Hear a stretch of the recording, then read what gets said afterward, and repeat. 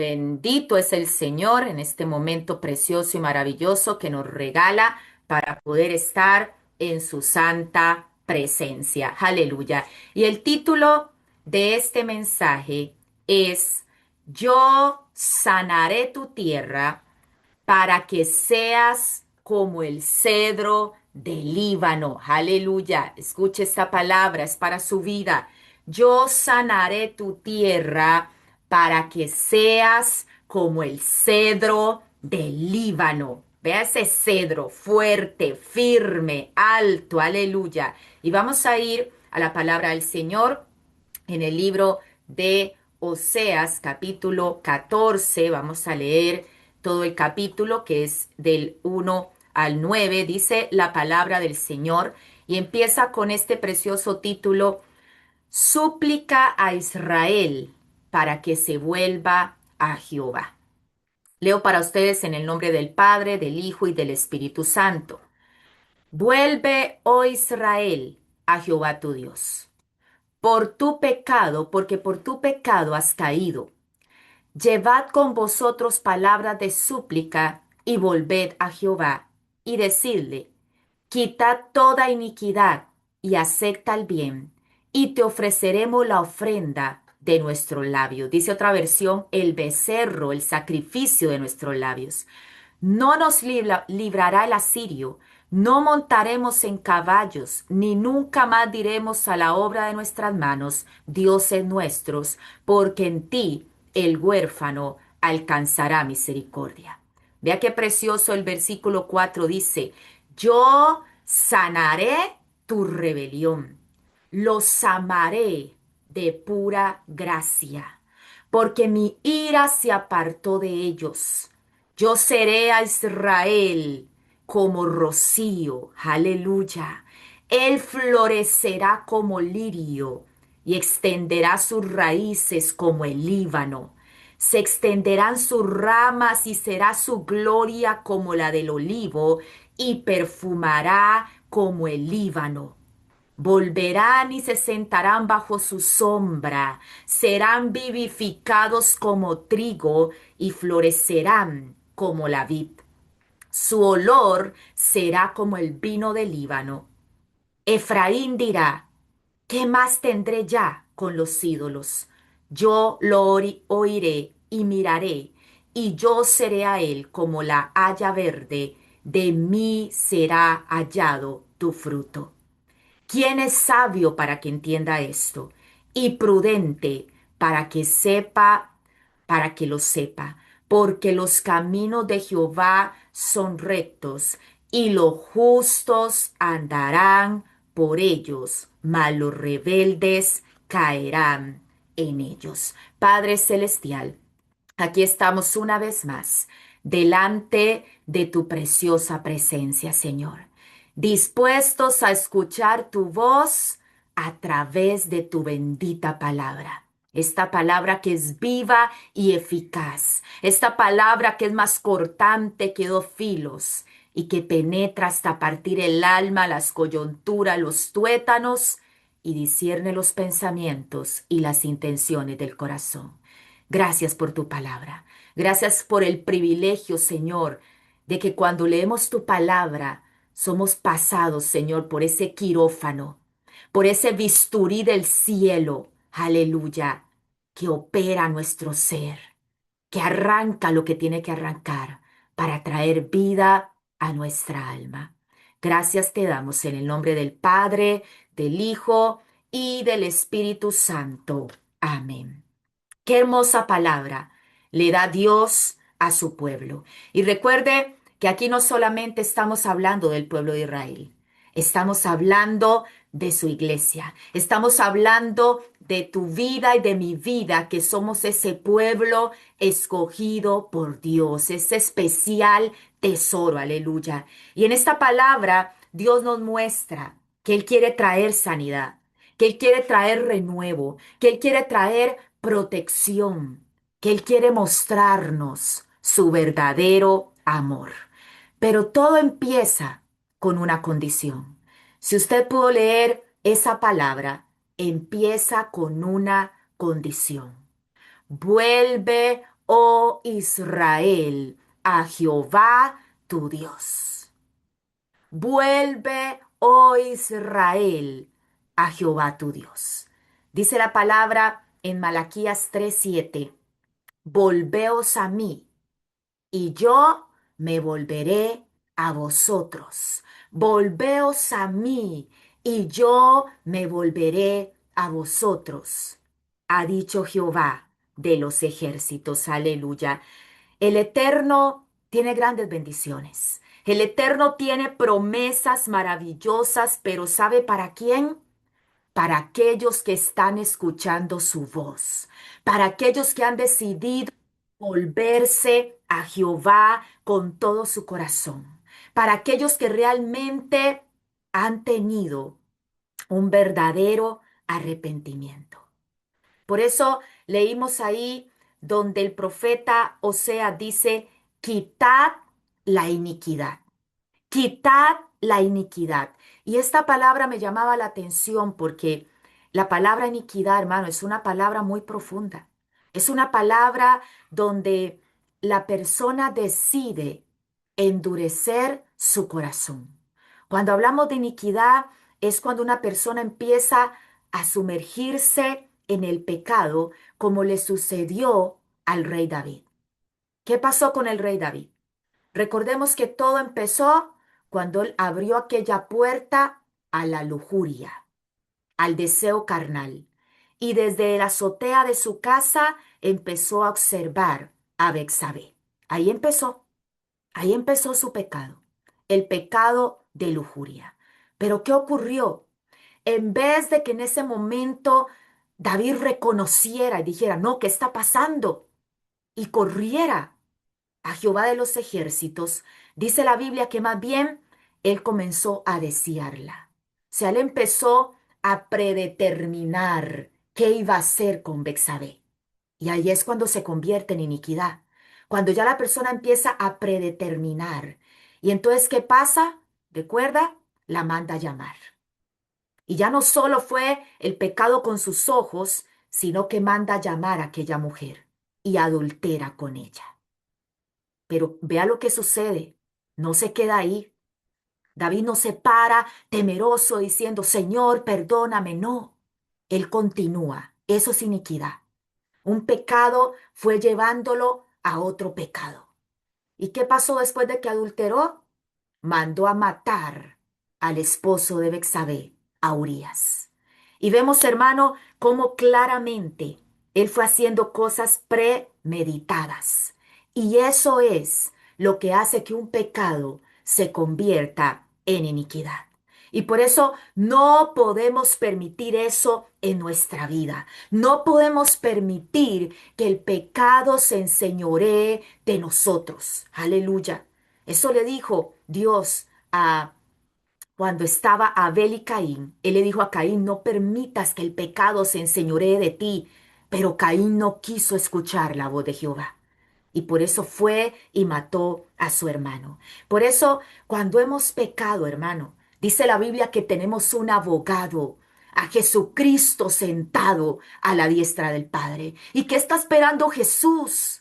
Que en el momento que tú peques, tú puedas reconocer, tú puedas caer de rodillas a la cruz del Calvario, aleluya, y reconocer que has pecado. Correr a la cruz, correr al Calvario, aleluya. Eso es lo que Dios espera de nosotros. Dice Jeremías 33:8, y los limpiaré de toda su maldad, con que pecaron contra mí.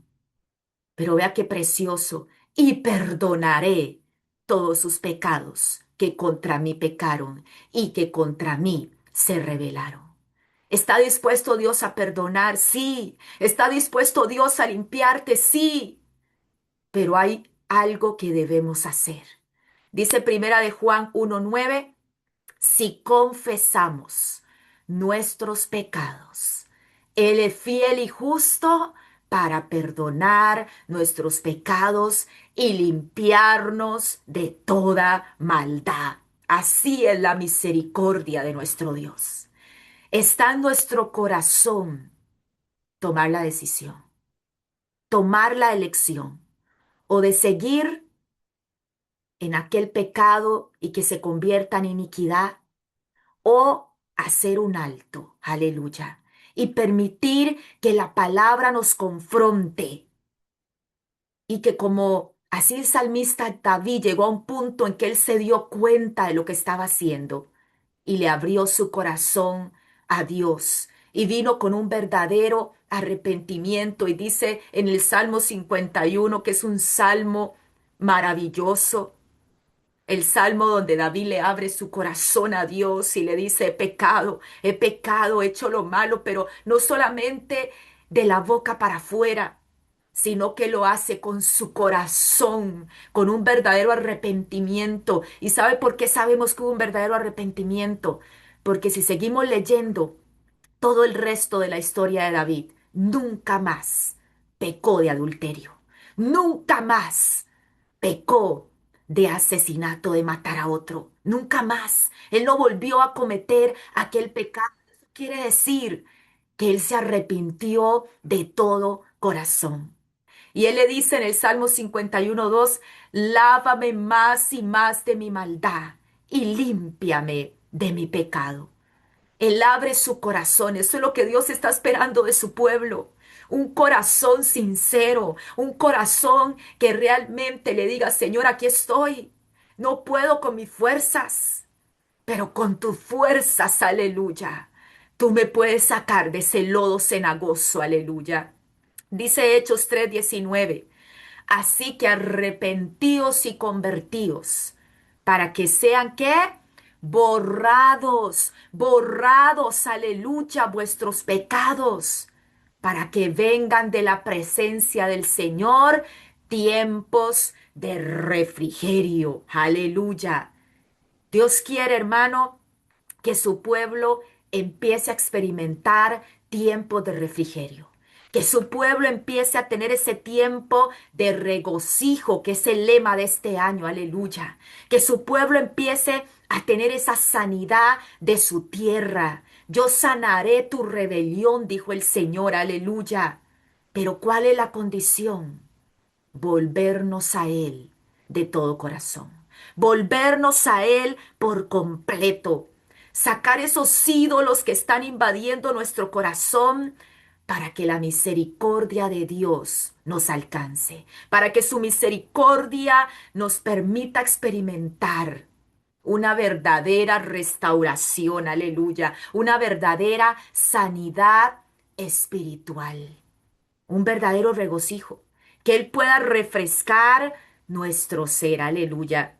Y es que cuando venimos a Él, cuando tú y yo tomamos la decisión de realmente abrir nuestro corazón a Él, dice su palabra y lo leímos ahora en Oseas 14, que su ira se apartará de nosotros. Su ira se apartará y Él nos va a envolver con su gracia. Aleluya. Y vamos a experimentar realmente esas promesas divinas que Él tiene para su pueblo. Dios quiere traer sanidad, pero es importante que confesemos. ¿Verdad que cuando usted va a un médico porque se siente enfermo, qué es lo primero que el médico le va a preguntar? ¿Qué siente? ¿Qué tiene? ¿Qué le duele? Porque si usted no le dice nada, es muy difícil para el médico saber por dónde empezar, a ver cuál es el problema que usted tiene. Usted tiene que darle algún indicio de qué es lo que le está pasando en su vida. Y así es espiritualmente. Necesitamos declarar esa enfermedad, declarar ese pecado, decir qué es lo que nos duele, qué es lo que nos está pasando, para que su gracia, para que ese favor inmerecido pueda venir a nuestras vidas. Y todo esto sucede cuando realmente un corazón quebrantado viene a los pies del Maestro.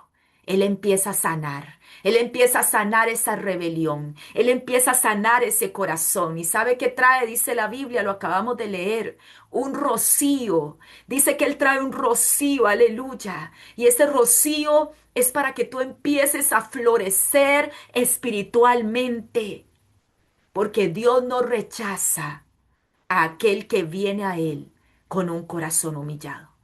a aquel que viene a Él con un corazón sincero, a aquel que viene a Él y le dice, Señor, necesito de ti, aleluya.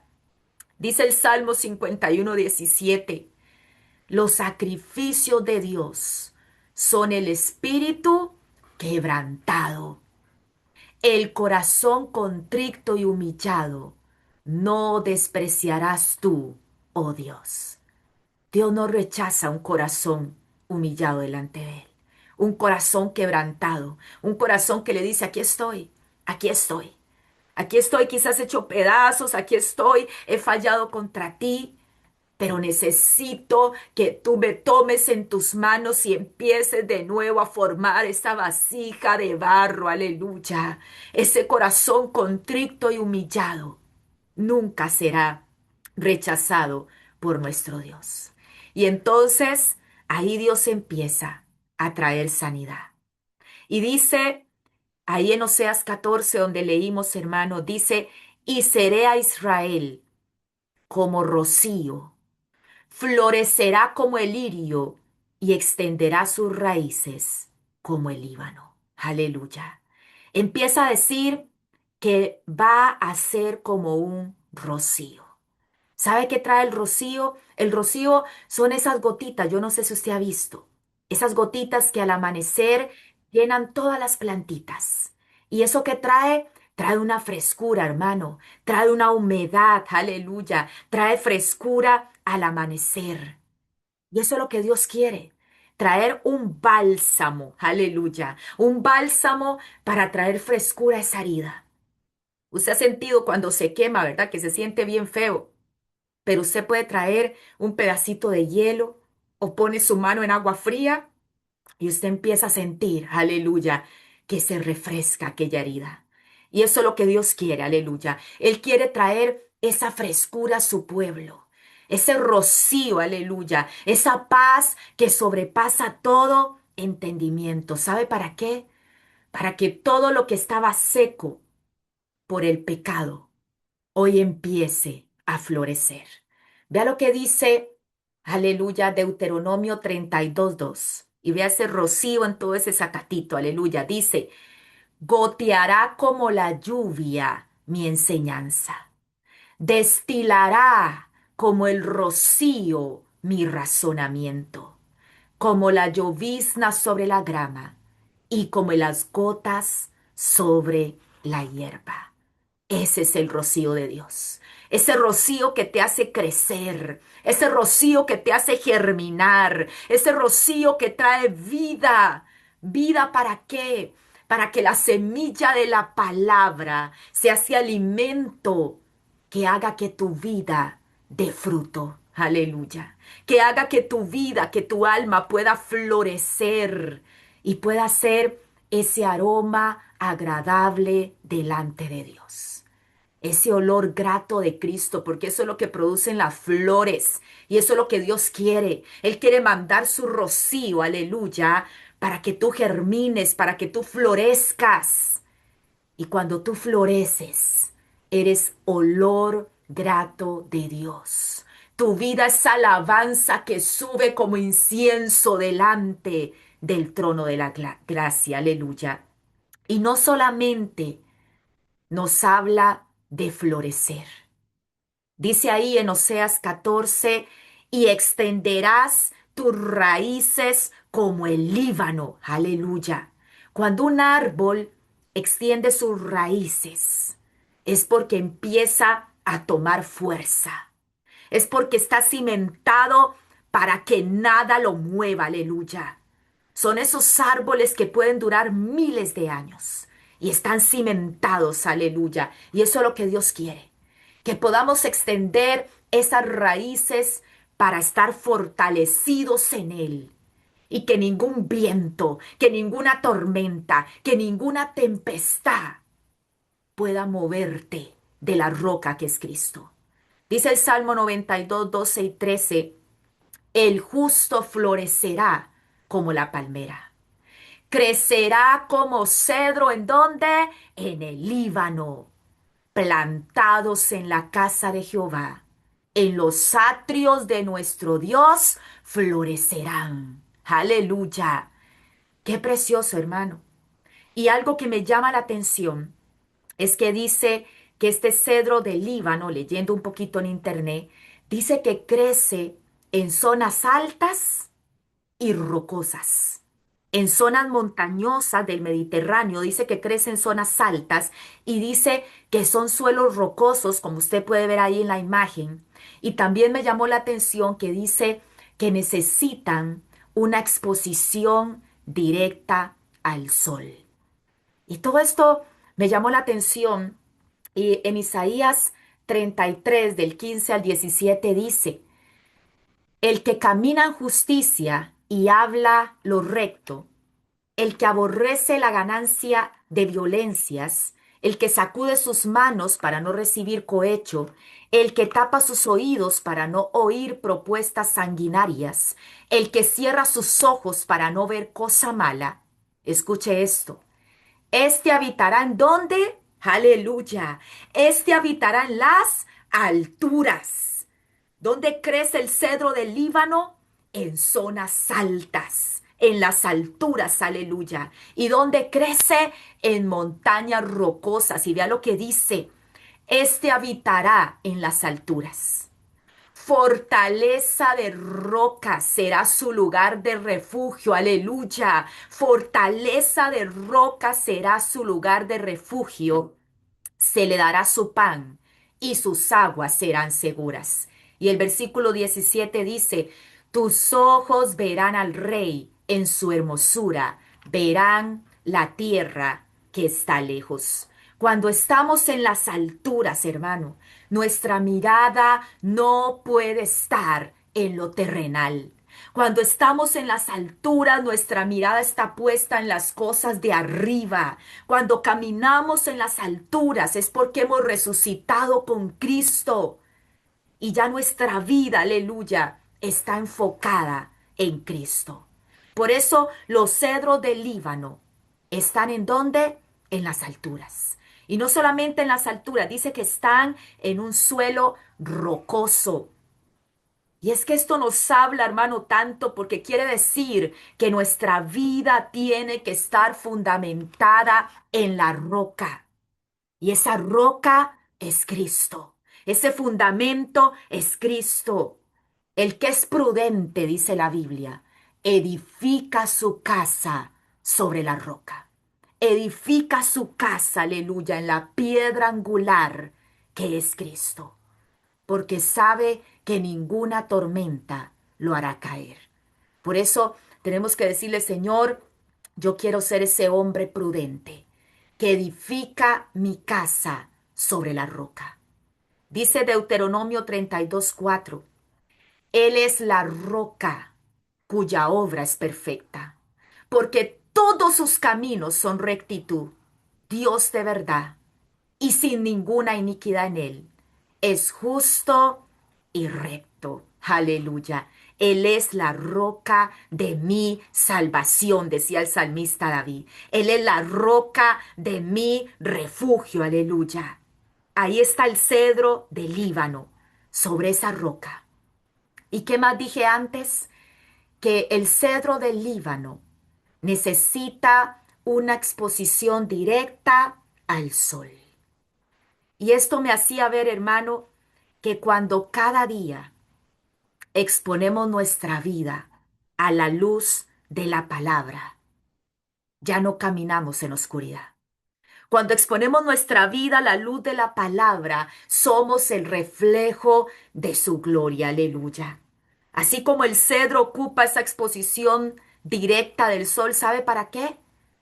Porque el cedro es un árbol y las plantas son organismos que realizan un proceso llamado fotosíntesis, donde ellas tienen que producir su propio alimento a través de la luz. Aleluya.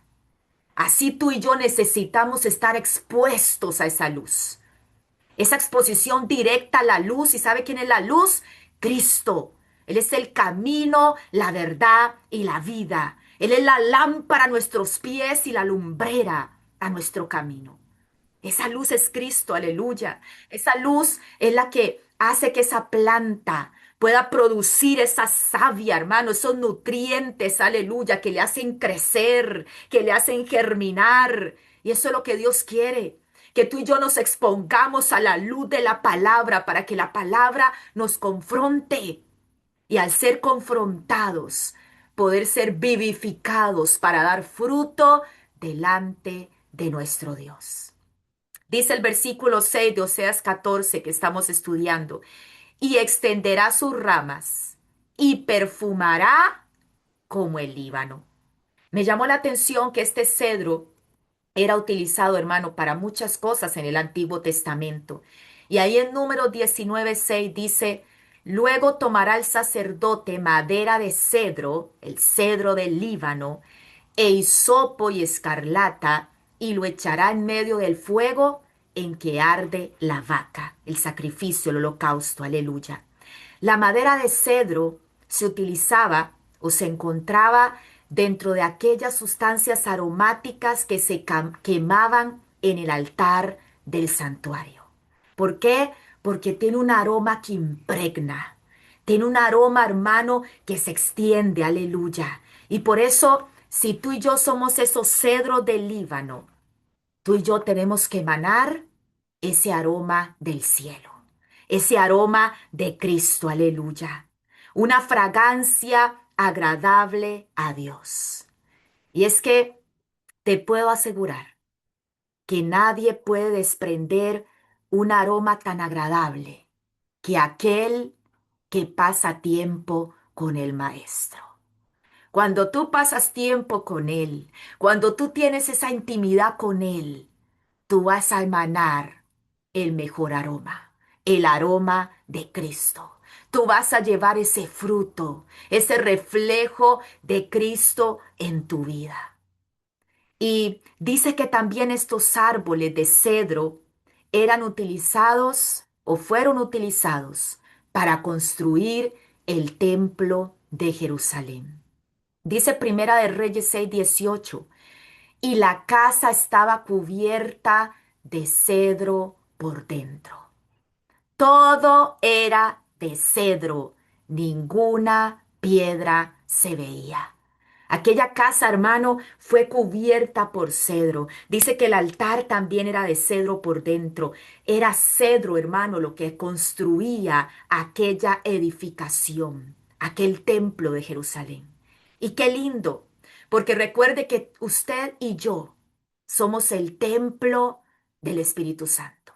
Somos la morada, somos la habitación de su presencia, aleluya. Este templo que no fue hecho con manos humanas, sino con las manos del Padre Eterno, aleluya. Y si tú y yo somos ese templo, si tú y yo somos la casa donde habita nuestro Dios a través del Espíritu Santo, debemos estar cubiertos de ese cedro. Ese cedro que está fundado ¿en dónde? En la roca. Ese cedro, hermano, que está en Cristo. Ese cedro que está en las alturas, aleluya. Ese cedro que sube al monte, que no se queda en las faldas, que no se queda en la parte baja. Recuerda cuando Moisés vio aquella zarza, él empezó a subir, él empezó a subir. Cuando él recibió los 10 mandamientos, él empezó a subir. Él subió al monte. Es necesario estar en las alturas, aleluya, para enfocar nuestra mirada en Cristo. Es necesario, hermano, morar en su presencia. Ese cedro tiene que nutrirse con la palabra de vida. Ese cedro se nutre con aquellas aguas, con aquellas corrientes de manantial, hermano, que no son regadas por un hombre, que son manantiales que corren en aquellas zonas altas, manantiales de agua pura, manantiales de agua viva. Esa es su palabra. Esa es su palabra que nos hace crecer en medio de esas corrientes de agua. ¿Para qué? Para que podamos llevar fruto, ese fruto agradable. Aleluya. Dice el Salmo 1:3. Será como árbol plantado junto a corrientes de agua, que da su fruto en su tiempo, y su hoja no cae, y todo lo que hace prosperará. Todo lo que hace prosperará. El cedro es una hoja perenne. Eso significa que no se cae, que se mantiene siempre verde, aleluya, porque está en medio de esos manantiales de vida, en medio de esos manantiales, aleluya. Y me gusta que después de que nos habla todo esto, ahí en Oseas 14, hermano, después de que nos habla dónde tenemos que estar cimentados, después de que nos habla de esa firmeza, de esas raíces profundas, creciendo en su palabra, alcanzando madurez espiritual, alcanzando esa mente de Cristo, ese crecimiento, ese cedro firme, hermano, estable, porque eso es lo que Dios quiere de su pueblo. No podemos estar fluctuando, no podemos estar de aquí para allá en dos pensamientos. Es necesario que el pueblo de Dios, aleluya, empiece a caminar en estabilidad espiritual. No podemos estar un día en las cosas del mundo y el otro día querer servirle a Dios. Dios no puede ser burlado. Si estamos en Cristo, tenemos que estar firmes en la roca que es Él, con un carácter inquebrantable, que nada nos haga desviar nuestra mirada de las cosas eternas. Aleluya. Y esta última parte del capítulo 14, el versículo 8 y 9 dice, entonces Efraín dirá, ¿qué más tendré ya con los ídolos?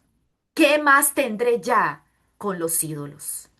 Yo lo oiré, dice el Señor, y miraré, y yo seré a él como la haya verde, de mí será hallado tu fruto. ¿Quién es sabio para que entienda esto? Y prudente para que lo sepa, porque los caminos de Jehová son rectos, y los justos andarán por ellos, mas los rebeldes caerán en ellos. Pero ¿sabe qué me llamó la atención? Que después de que menciona todas estas características de que tiene que tener su pueblo, que tiene que tener un pueblo que se vuelve a Jehová. Dice, ¿qué más tendré yo con los ídolos? Cuando realmente caminas en su palabra, cuando realmente caminamos en la verdad de Cristo, Dios nos da la sabiduría para darnos cuenta cuando algo es un ídolo de nuestro corazón. Él nos da la sabiduría. Él nos da la sabiduría, hermano, para entender que Dios tiene que ocupar el primer lugar de nuestro corazón. Vea cómo una vez que ese árbol está plantado, una vez que ese árbol está firme en la roca, el mismo árbol está diciendo, ¿qué más tendré yo con los ídolos? O sea, él mismo está diciendo, yo ya no quiero estos ídolos en mi corazón. Yo ya no quiero nada que me separe de mi deleite que es Dios. Yo ya no quiero nada, aleluya. ¿Por qué? Porque ese árbol está firme. Ese cedro ha alcanzado madurez espiritual. Y cuando tú alcanzas esa madurez espiritual, tus ojos espirituales son abiertos, hermano. ¿Para qué?